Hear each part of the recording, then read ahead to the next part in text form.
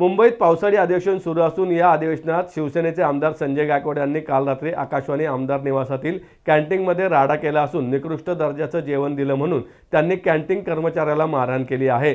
आता त्यांच्या विरोधात खासदार सुप्रिया सुळे यांनी पुण्यातील स्वारगेट पोलीस स्टेशन येथे तक्रार दाखल केली आहे। राज्यात सध्या खोटे शासकीय निर्णय प्रसारित करून जनतेची दिशाभूल करणाऱ्या गंभीर प्रकरणांमध्ये वाढ होत आहे। तसेच पुणे शहरात विविध गुन्ह्यात वाढ होत आहे आणि अधिवेशन सुरू असताना शिवसेनेचे आमदार संजय गायकवाड यांनी कॅन्टीन कर्मचाऱ्याला मारहाण केली आहे। या विरोधात आज खासदार सुप्रिया सुळे यांनी स्वारगेट पोलीस ठाण्यात तक्रार दाखल केली आहे। यावेळी खासदार सुप्रिया सुळे म्हणाले की आज आम्ही 3-4 महत्त्वाच्या विषयांवर तक्रार करायला आलो आहे। पुणे शहरात कोयता गँग तसेच विविध गुन्ह्यात वाढ झाली आहे। तसेच दुसरी महत्त्वाची गोष्ट आहे ती म्हणजे एक आमदाराने आमदार निवासात मारपीट केली आहे। आमदार निवास हे जिथे काही आमदार हे राहण्यासाठी येत असतात। मी समजू शकते जेवण खराब असेल, पण याची तक्रार कंप्लेंट बुकमध्ये करायला हवी। प्रत्येक ठिकाणी कंप्लेंट बुक असतात, पण जर आमदार निवासात अशी मारहाण करत असेल तर काय आदर्श आपण महाराष्ट्राला देणार आहोत। यात सरकारने गुन्हा दाखल करायला पाहिजेत। सरकार काही गुन्हा दाखल करताना दिसत नाही। विरोधी पक्षाने काही नाही केलं तर आमच्या घरात ईडी पोहोचते, हे खूप दुर्दैव आहे। आज आम्ही सगळे 3-4 महत्त्वाच्या विषयांसाठी आज तक्रार करायला आलोय। एकतर पुण्यामध्ये प्रचंड क्राईम वाढतोय।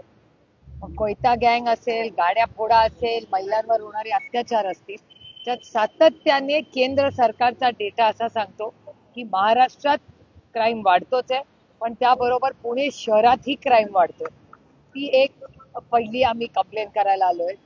दुसरी अतिशय महत्त्वाची गोष्ट म्हणजे जी घटना तुमच्या सगळ्यांच्या चॅनल्सवर आज आम्ही सकाळी पाहिली की एका आमदाराने आमदार निवासामध्ये मारापीट केली। म्हणजे तुम्ही विचार करा, आमदार निवास हे जिथे आमदार काही दिवसासाठी येतात तिथे राहण्याची व्यवस्था आहे।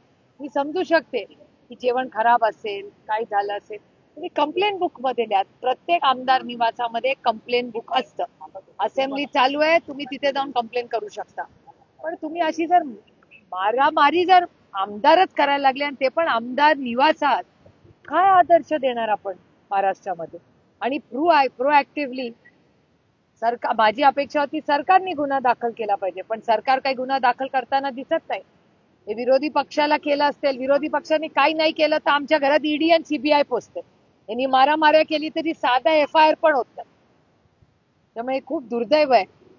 त्याच्यामुळे तो एक महत्त्वाचा दुसरा विषय। आणि तिसरा की महाराष्ट्रामध्ये तुमच्या सगळ्या चॅनल्सवर वर्तमानपत्रात बातम्या येत आहेत की खोटे GR फिरतायत आणि करोडो रुपयाची कामं या खोट्या GR वर होत आहेत।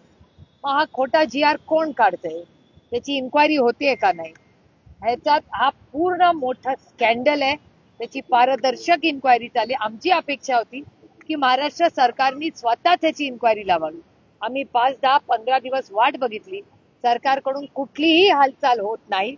म्हणून आम्ही स्वतः, हा काही पक्षाचा विषय नाही, पण भारताचे, महाराष्ट्राचे नागरिक म्हणून आम्ही इथे आलो की बाबा हे खोटं नाटं सगळं चाललंय, याची इन्क्वायरी व्हावी। रुरल डेव्हलपमेंट मंत्रालयाचा एक मोठा GR आलेला आहे, त्याची कॉपी आम्ही तिथे लिहिली आहे। असे अनेक GR आम्हाला आता कानावर येतात आहेत।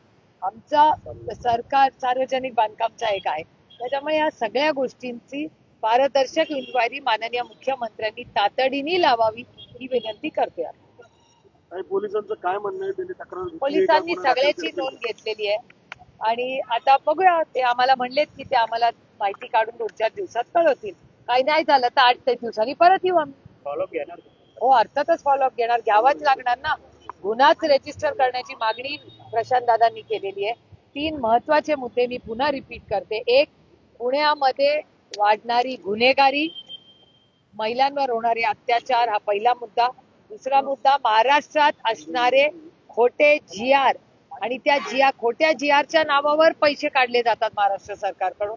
आणि तिसरा की ज्या म्हणजे आमदार निवासामध्ये, आमदार निवास आहे, ते आमदारांचा निवास आहे, तिथे जर हाणामारी होत असतील तर सामान्य माणसाने म्हणजे काय संस्कार याच्यामुळे पुढच्या पिढीवर होणार आहेत ते देवालाच सांग। गोपीचंद पडळकरांच्या वक्तव्यावर काय मी ऐकलंच नाही, त्याच्यामुळे मला माहिती नाही। संजय गायकवाड यांच्यावर पण गुन्हा दाखल करावा अशी मागणी आता केली ना आम्ही आता, कारण का आम्हाला वाटलं माननीय मुख्यमंत्री 11 वाजता काहीतरी असेंब्लीमध्ये स्टेटमेंट करतील आणि असेंब्लीमध्ये याच्याबद्दल सुमोटो स्वतः बोलतील अशी माझी अपेक्षा होती, कारण का मला नेहमी असा एक भाबडा विश्वास होता की माननीय देवेंद्रजी हे खूप सुसंस्कृत आणि संवेदनशील नेते आहे.